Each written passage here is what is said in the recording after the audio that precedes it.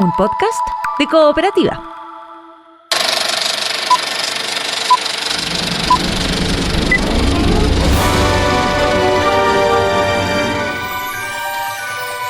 Hola, ¿cómo están? Soy Joel Poblete y este es Estrenos y Razones, el podcast que te cuenta por qué ver y por qué no ver alguna de las películas que están dentro de la cartelera nacional. Esta es una presentación de cooperativapodcast.cl.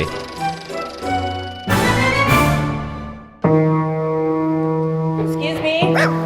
Yes, ma'am. The toilet's leaking. I'll give you an extra 100. What'd she say? She wants us to fix the toilet. We're piano tuners. We fix pianos. 200. 500, we'll talk. En esta ocasión quiero recomendar una película que corre el riesgo de pasar desapercibida en medio de los grandes títulos de convocatoria masiva que llegaron a la cartelera local en estas vacaciones de invierno, como Toy Story 5 o la recién estrenada Supergirl. Me refiero a El Afinador, que también acaba de llegar a cines y me parece que tiene unas cuantas razones que la hacen destacar. You never take those out? No. I get hyperacusis. I'm allergic to loud noises. Hello?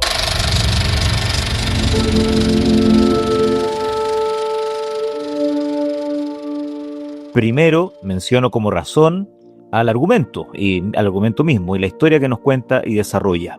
Al principio, en una serie de escenas simpáticas, ligeras y dinámicas, conocemos a dos afinadores de piano que recorren distintos hogares e instituciones cuando son llamados para arreglar los instrumentos. Ambos son de edades y temperamentos muy distintos. El veterano y octogenario Harry Horowitz fue un destacado músico en el pasado y ahora es todo un experto en la afinación, aunque cada vez está con más problemas auditivos, al contrario de Nicky, el hábil aprendiz que lo acompaña y a quien considera prácticamente como parte de su familia, quien estaba destinado a ser un gran virtuoso del piano, pero al padecer hiperacusia no pudo seguir por ese camino, ya que ese trastorno auditivo le hace tener una hipersensibilidad ante los más mínimos sonidos, los que escucha de manera extremadamente alta, y por eso debe ir a todos lados con unos audífonos especiales. Su condición le hace tener una conexión con el mundo distinta a la de los demás, pero al mismo tiempo le permite ser un notable afinador de pianos e incluso por una simple casualidad termina descubriendo que por lo mismo, a partir de eso, tiene la capacidad de poder abrir cajas fuertes. Esta inesperada habilidad podría ayudarle cuando por circunstancias fortuitas las condiciones de salud de Harry se complican y necesitarán una gran cantidad de dinero, lo que podría llegar si este joven se asocia con un grupo de inmigrantes ligados a robos y crímenes. Pero la naturaleza de Nicky es más apacible y retraída. Su pasión es la música y no tiene nada que ver con ese otro mundo. Y además conoce a una joven y talentosa pianista y compositora con la que podría surgir, o no, una atracción. ¿Qué es lo que irá pasando con el afinador de pianos y sus crecientes dilemas? Es lo que mantendrá interesada a la audiencia, conformando uno de esos clásicos relatos donde nos preocupamos por los protagonistas cuando vemos que involuntariamente se van metiendo en un problema tras otro.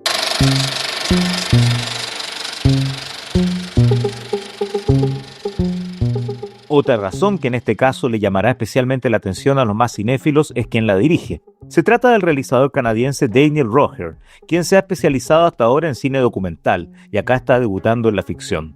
Aunque recién tiene 33 años, este director ya ha estado destacando a lo largo de una década. De hecho, en el 2019, su largometraje Once Were Brothers, Robbie Robertson and the Band, centrado en el reconocido grupo The Band y su líder Robbie Robertson, fue elegido para inaugurar el Festival de Toronto de ese año. Y hace 3 años, en el 2023, ganó importantes premios, culminando con el BAFTA y el Oscar a la mejor película documental, por el film Navalny, centrado en el líder y activista opositor ruso Alexei Navalny. Si bien debo reconocer que ese trabajo personalmente no me gustó tanto como película, creo que igual es importante por ayudar a visibilizar mundialmente la situación de su protagonista, perseguido, encarcelado e incluso envenenado por el gobierno de Vladimir Putin. Un momento particularmente emotivo fue cuando el largometraje ganó el Oscar y mientras agradecía el premio en el escenario, el cineasta invitó a decir unas palabras a la esposa de Navalny, Yulia, quien dijo que su esposo estaba en prisión solo por decir la verdad, por defender la democracia. Sueño con el día en que serás libre y nuestro país será libre, agregó. Al año siguiente, el dirigente, de hecho, murió en prisión a los 47 años. Daniel Roher ha continuado realizando nuevos documentales y de hecho a comienzos de este año en el Festival de Sundance estrenó The AI Doc, or How I Became an Apocalyptimist, centrado en sus reflexiones personales en torno a lo que implica para el mundo el auge de la inteligencia artificial, cosas que ha estado pensando ahora que estaba a punto de ser padre. Pero antes de eso, el año pasado tuvo su debut en la ficción con El afinador, y es interesante ver cómo se desenvuelve aquí en este ámbito, veniendo de la realización documental.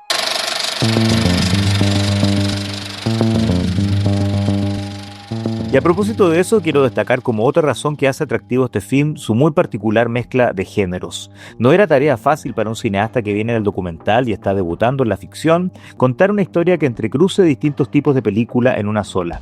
Por lo que vemos al principio, podríamos pensar que estamos ante una comedia simpática y entrañable. Después tendremos una historia de amor que le da su costado romántico a la trama, pero también por el camino se van acentuando los elementos de suspenso que se emparentan con el género del thriller policial. La combinación de todo eso la vuelve aún más interesante, aunque hay que reconocer que no siempre se logra conservar el equilibrio, en particular en su último tercio, donde el guión, escrito por el propio Daniel Roher junto a Robert Ramsey, adopta algunas ideas o soluciones que al menos a mí no me terminaron de convencer. Pero de todos modos, igual me sigue pareciendo muy lograda la idea de ir mezclando todo esto en una sola historia.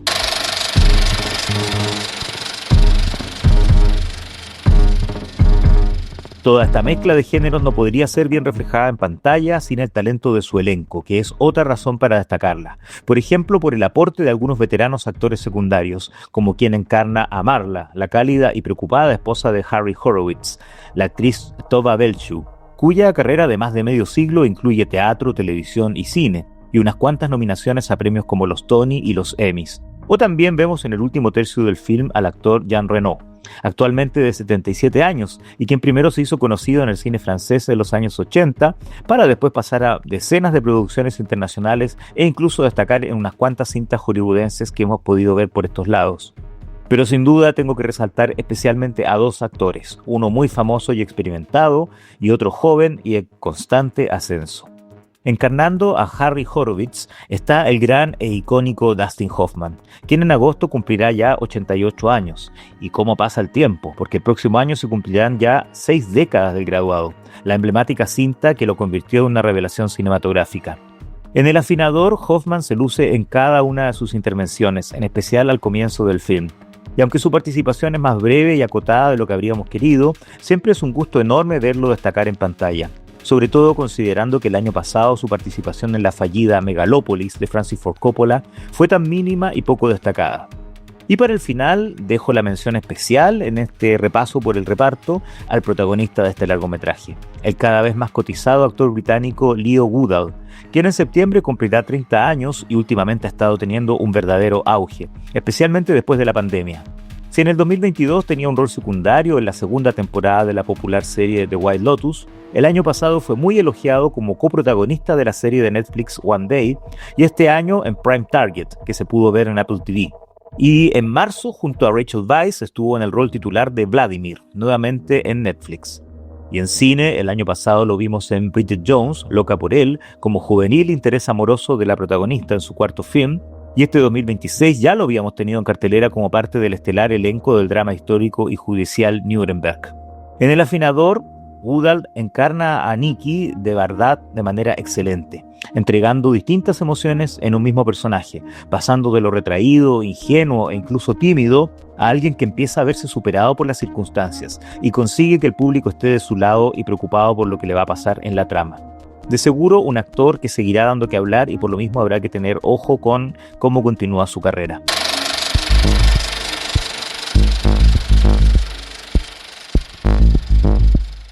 En una historia como esta, como era de imaginar, la música es un elemento fundamental, así que también la destaco como otra razón. Su música incidental es una partitura compuesta por Marius de Vries y Will Bates.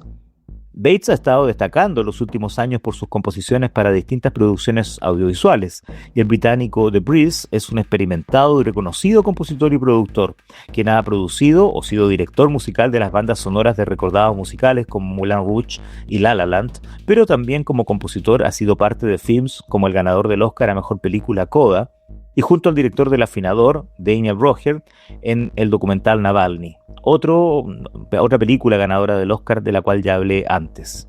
La partitura de estos autores ayuda a conformar el tono y el ritmo que tanto destaca en una película como esta. algo muy bien desarrollado por el montaje de Greg O'Brien, alternando entre los momentos de tensión con los más tranquilos, y por supuesto que tiene que tener un ritmo casi cercano a lo musical, pero desde lo audiovisual, justamente que acompañe la banda sonora y lo que está ocurriendo.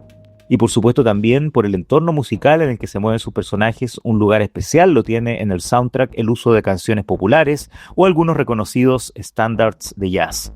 Así escucharemos en algún momento el piano de Oscar Peterson, la voz de Dean Martin, la clásica versión de Nina Simone para Zinnerman, la interpretación de Dave Brubeck y su cuarteto, o un par de reconocidos temas del gran Herbie Hancock, quien tiene una relevancia especial en la trama. Y claro, un clásico como la canción Tenderly, que tiene importancia sentimental para el personaje de Dustin Hoffman, quien incluso la interpreta en algún momento. Este soundtrack es de verdad un verdadero acierto.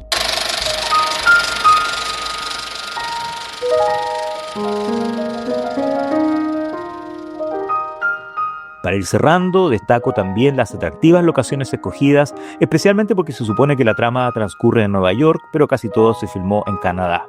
Como ya adelanté antes, no me dejaron completamente satisfecho algunas decisiones, soluciones e ideas de guión, pero en conjunto igual El Afinador me pareció una grata sorpresa que se desarrolla de manera atractiva y tiene unos cuantos elementos que la hacen sobresalir en medio de lo que habitualmente vemos en la cartelera. What happened to you tonight? Open the safe. Open the safe. Open the safe. I was just a piano tuner, man.